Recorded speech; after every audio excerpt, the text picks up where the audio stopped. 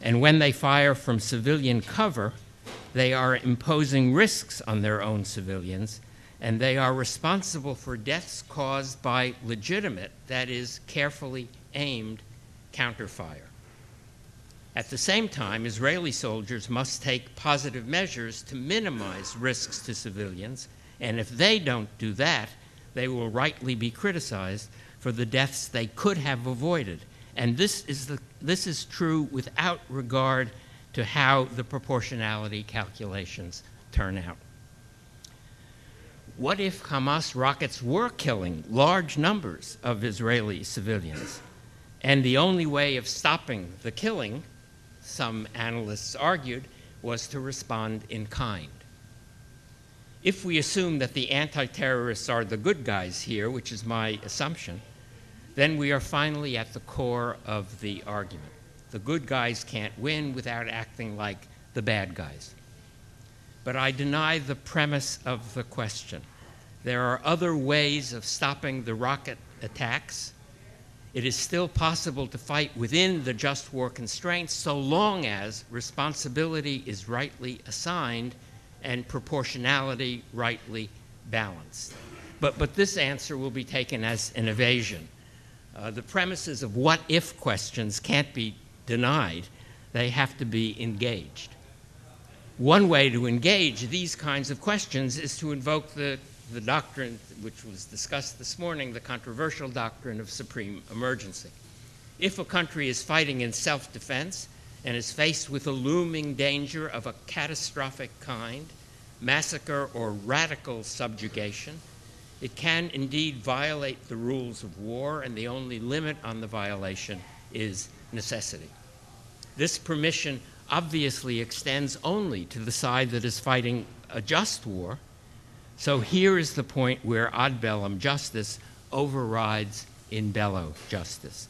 The distinction between the two collapses in a supreme emergency, and this argument applies not only to states but also to insurgents if they are fighting against an enemy engaged in mass murder or enslavement.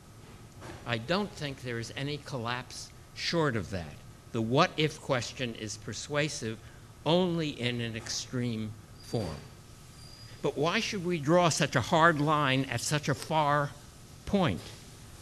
Why not adopt the sliding scale? The greater the danger the good guys face, the greater their entitlements in battle. This is the argument that I've already discussed, to which I responded in the same way as just war theorists and, I should add, international lawyers have been responding for a long time now. If a conviction of justice and a sense of danger are sufficient to allow violations of the rules of war, the rules will regularly be violated. But there is another response, a further response, which I think strengthens the argument against the sliding scale. And that is this: the scale has already slid, though not in a way that discriminates between the two sides. Jus in bello is already an adaptation of everyday morality to the necessities of combat. And absent extremity, no further adaptations are required. On this side of supreme emergency, it is morally obligatory to fight with constraint. And I haven't yet seen any plausible argument that this isn't possible when the constraints are rightly understood and the soldiers or the insurgents are genuinely committed to them. Their commitment is critically important. Soldiers have to be trained to fight justly, and their officers have to be taught the best ways of doing that. It is inexperience and incompetence, above all, that breeds brutality. Well-trained and well-disciplined armies are not brutal, and their officers and soldiers are less likely to think that brutality is necessary for victory. Their aim is to win, of course, and they take risks, first of all, for the sake of their military mission, and only after that, in order to minimize civilian deaths. And the second set of risks must not put the mission in jeopardy, else the first set would be pointless. We credit soldiers for their efforts to avoid civilian deaths, even when these efforts don't entirely succeed. What we must insist on is the effort, the morally necessary caretaking and risk-taking. Now, this position isn't an academic position, the product of professors far from the battlefield, designing ideal but unlikely battles. It's very close to the honor code of professional soldiers, though expressed in a different idiom, and it underpins the rules of engagement of some Western armies fighting in asymmetric wars like the NATO forces in Afghanistan. The rules promulgated by General McChrystal and then endorsed by General Petraeus require soldiers to take risks in order to minimize civilian deaths. It is true that these rules are not only morally but also strategically motivated. They are designed to win or to avoid losing the battle for hearts and minds. I've heard it said that this is the wrong battle. The better battle is for bodies, as it always has been. Only brutality will break the body, the back of asymmetric resistance. This is how colonial armies in the old days established their supremacy. But those were indeed the old days, before the age of popular mobilization and ideological warfare. I suspect that General McChrystal was right to think that morality and strategy fit more closely together in contemporary wars.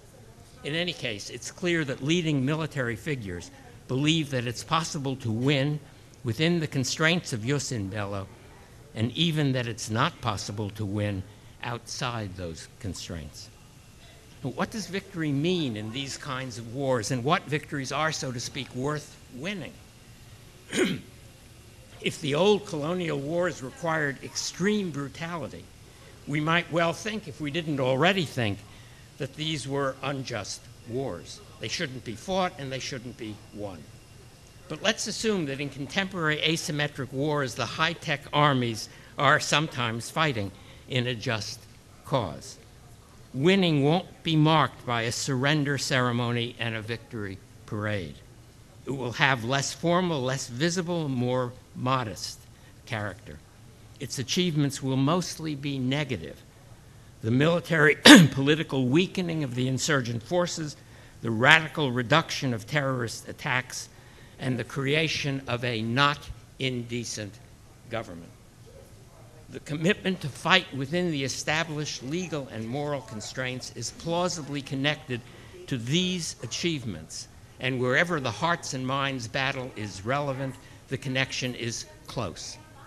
It may seem entirely irrelevant in cases like the Gaza war, where the Israelis were not fighting for Gazan hearts and minds. But in a democratic and ideological age, their ultimate victory or defeat depends in significant ways on hearts and minds elsewhere. Fighting with constraint can be, in multiple ways, political and moral, a good thing to do. But we have to insist that the constraints are rightly understood. As I argued at the beginning, the moral political surround makes a difference in what happens on the ground. And the surround has been more political than moral in recent years. The restrictive proportionality argument, which makes it so difficult to fight against insurgents and terrorists, is in part the work of people who are sympathetic to the insurgents and terrorists. One sees this most clearly in debates at the UN. And the argument that soldiers don't have to take any risks to minimize civilian deaths comes from people determined to defeat the insurgents at any cost. Of course, these political positions are also moral positions, and it makes sense that they will have an impact on arguments about responsibility and proportionality. And yet, I believe we should resist that impact. If we want to protect innocent lives in war, we have to work through the responsibility arguments, and we have to get the proportionality calculations right. And these arguments and calculations require us to bracket, not forever, but for a reflective moment, our political sympathies and antipathies, and to focus narrowly on what happens in the course of the asymmetric struggle. How should insurgents and soldiers aim their weapons? With what intentions? In what circumstances? With what degree of care? There are right answers to these questions, and the right answers won't deny victory to the men and women who adopt them as their military code. Thank you.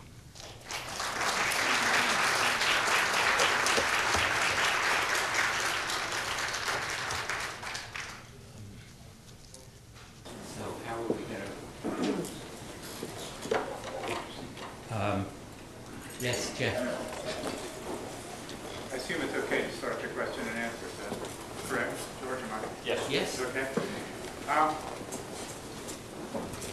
You distinguish two types of case in your talk. One is a case in which innocent civilians are deliberately placed next to a military target by the people who are perhaps themselves the target. The other case is one in which the innocent civilians just happen to be there. It's nobody's responsibility or fault that they're there. And you said in the first case, where the bad guys have placed the innocent civilians among themselves in this way, if the attackers then fire on the bad guys and kill the innocent civilians as well, the responsibility for the deaths of the innocents goes with the people who placed them there. In the second case, you said when the civilians just happen to be there, the responsibility for the deaths lies with the attackers. And the question that I want to ask is whether this location of responsibility for the deaths can affect the permissibility of the action of the attacker who's actually going to kill the civilians if he attacks. And here's a reason for thinking that it shouldn't. I'm assuming that you think that it does because you made a couple of references later in the talk to the importance of determining where responsibility lies, citing issues of responsibility. And I want to suggest that there's a reason for thinking that questions about responsibility of this sort may not be determinative of the permissibility of action. And the test is really rather simple. You imagine one case where a certain number of innocent civilians have been seized and placed beside the bad guys. Another case in which a slightly lesser number of civilians just happen to be there. If you think responsibility affects permissibility, and let's say you have a choice of which of these two acts to take. We have two military targets. Each one will be equally valuable to us in achieving our just aim. If you think that the location of responsibility affects permissibility, then you should attack the target that's going to involve the greater number of civilian deaths, because in the example as I've set it up, the greater number of people have been placed there by the terrorists or whoever they are, and that diminishes their own responsibility for the deaths, making it more permissible to attack. Whereas I'm inclined to think that in these cases, this issue about responsibility shouldn't affect the permissibility of action, and what we should do is whichever act will result in our killing fewer innocent people. I can't imagine any field officer ever being faced with a choice like that. It's a philosopher's example, Jeff, and I'm not sure I know how to answer it. I don't